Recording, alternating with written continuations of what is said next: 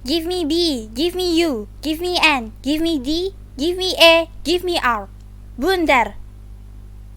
Channel parenting dan pedagogik yang kriuk dan renyah. Halo, apa kabar? Selamat datang kembali di channel Bundar. Hari ini kita akan diskusi tentang pertumbuhan dan perkembangan anak. Apakah normal atau tidak normal? Kenapa sih kita diskusiin itu? Karena 12-22% anak di negara maju mengalami delay atau keterlambatan dalam perkembangan. Kalau kita mau bicara soal perkembangan, maka kita harus cek dulu apakah yang disebut dengan normal. Bundarian bisa lihat di sini adalah kartu menuju sehat. Kartu ini biasa dibagikan kepada ibu-ibu yang punya balita. Nah, di gambar kartu menuju sehat ini ada gambar ini ya. Anak kecil dari mulai merangkak sampai berjalan, sampai berdiri, sampai pakai baju sendiri. Itu yang disebut tahapan perkembangan. Jadi anak dari kecil menjadi besar dengan kemajuannya, dengan keterampilannya, dengan pertumbuhannya itu disebut tahapan perkembangan. Dalam tiap tahapan perkembangan ada yang disebut tugas perkembangan. Tugas perkembangan itu adalah skill atau keterampilan atau kemampuan atau kebisaan yang yang harus muncul pada usia tertentu dalam tahap perkembangannya.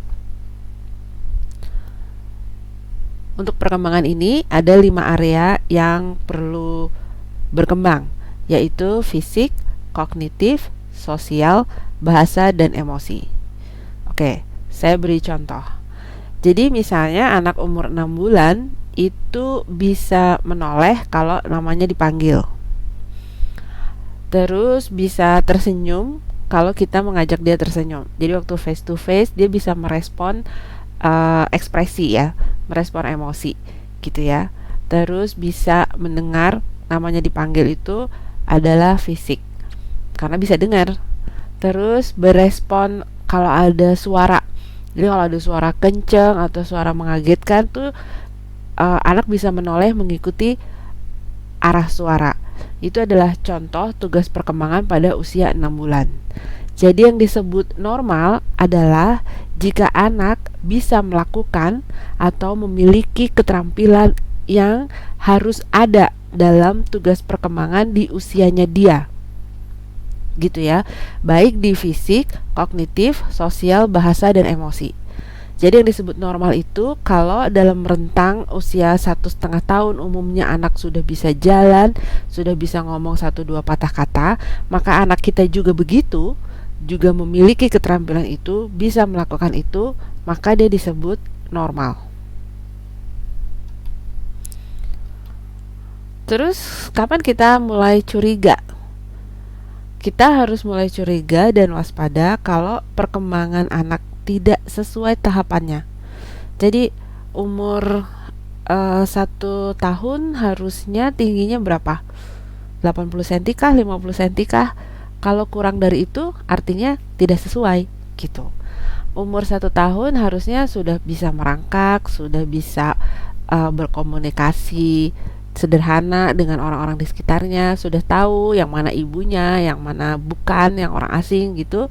Ternyata enggak ada respon, mau sama ibunya mau sama orang asing sama aja, itu artinya dia tidak sesuai perkembangannya. Terus tugas perkembangannya tidak selesai pada 1 atau lebih dalam area perkembangan. Contohnya emosi. Umur 2-3 tahun tantrum itu biasa muncul. Tapi kalau umur 7 tahun masih tantrum, berarti dia tidak berkembang sesuai umurnya. Tugas perkembangannya tidak selesai. Terus misalnya soal berkomunikasi, terus menatap lawan bicara atau berjalan, itu tidak sesuai umurnya. Misalnya umur 1,5 tahun harusnya bisa ngomong, tapi ini sampai 3 tahun, 4 tahun belum bisa ngomong. Artinya tugas perkembangannya tidak selesai. gitu. Terus kalau keterampilan anak kita tidak sama dengan anak sebaya, biasanya orang tua baru mulai sadar kalau anaknya berbeda itu kalau lagi kumpul. Kok beda ya? Kumpul sama anak-anak lain kok beda ya gitu. Atau sama siblingnya, sama saudara kandungnya. Kok beda ya perkembangannya sama anaknya yang dulu gitu ya. Nah, kayak gitu baru biasanya orang tua sadar kalau ada masalah pada perkembangan. Kalau sudah tahu ada masalah, apa yang harus dilakukan? Yang pertama sekali, Anda sebaiknya percaya pada insting Anda. Jadi kalau memang ada yang meragukan, sebaiknya Anda follow up. Dengan apa? Dengan mengobservasi anak. Diobservasi apa benar kalau keterlambatan yang Anda rasakan itu memang ada, benar-benar muncul dalam diri anak. Kemudian untuk memastikan situasinya, lakukan uji silang dengan checklist. Jadi daftar tumbuh kembang anak itu yang resmi dari dokter anak atau psikolog. Itu bisa didapat di puskesmas, atau kalau misalnya kesulitan itu bisa mengakses di internet.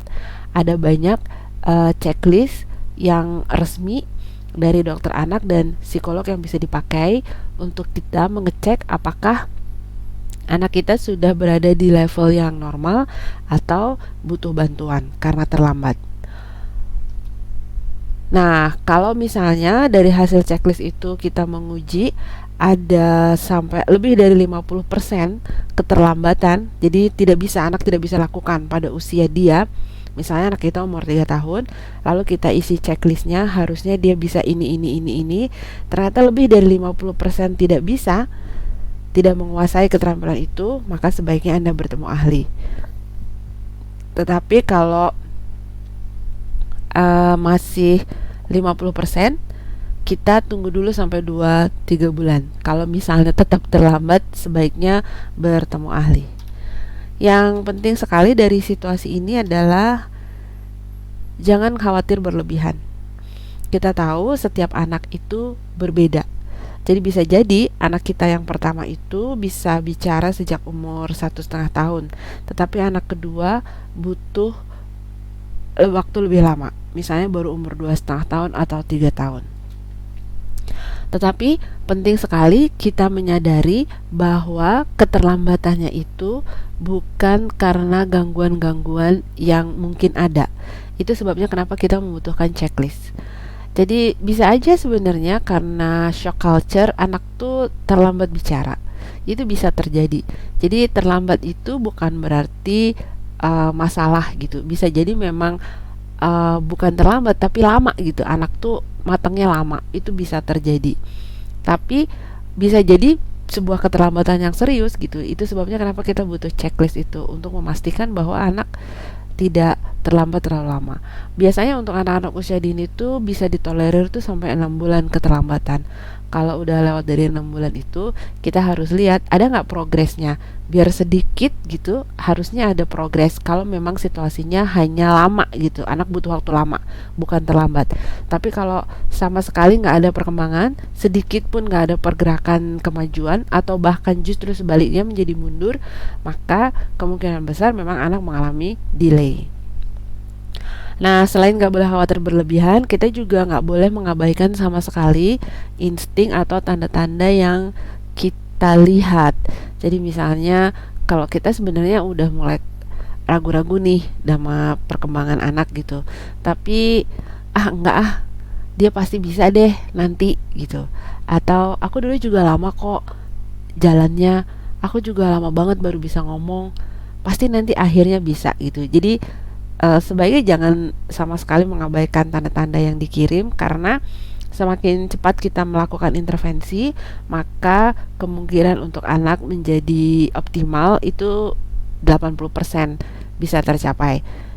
Tapi kalau kita mengabaikan sama sekali dan misalnya untuk speech delay baru ditangani umur 4 tahun, kayak gitu tuh lebih lama untuk bisa optimal 80%. Jadi kalau ada tanda-tanda sebaiknya waspada dengan mengobservasi. Jangan histeris dulu, observasi dulu, lihat checklistnya, dan lakukan konfirmasi dari checklist itu dalam kehidupan sehari-hari.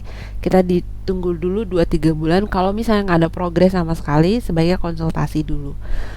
Seperti itu Bunda Rian. Terima kasih sudah mendengarkan channel Bundar. Jangan lupa untuk subscribe, like, dan komen.